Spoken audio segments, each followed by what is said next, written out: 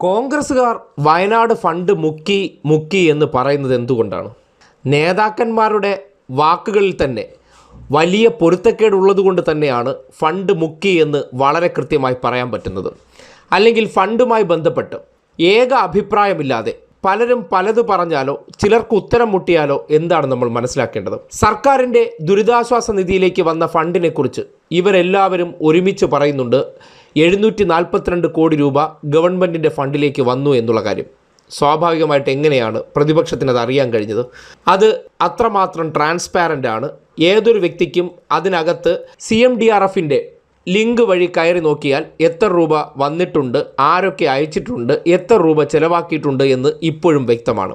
എന്നാൽ വയനാട് ദുരന്തവുമായി ബന്ധപ്പെട്ട് KPCCയും ഒരു ആപ്പ് ഉണ്ടാക്കി. സുതാര്യത എന്നുള്ള നിലയ്ക്കാണ് ഫണ്ട് പിരിവിന് വേണ്ടി ആപ്പ് ഉണ്ടാക്കിയത്. ആ ആപ്പിനെ സംബന്ധിച്ച് KPCC വൈസ് പ്രസിഡൻ്റ് ഒരു കാര്യം പറയുന്നു, പ്രതിപക്ഷ നേതാവ് ഒരു കാര്യം പറയുന്നു എന്നുണ്ടെങ്കിൽ എന്താണത് മനസ്സിലാക്കേണ്ടത്? ആ ഫണ്ടിനെ സംബന്ധിച്ച് ഇവർക്കാർക്കും ഒരു ധാരണയുമില്ല.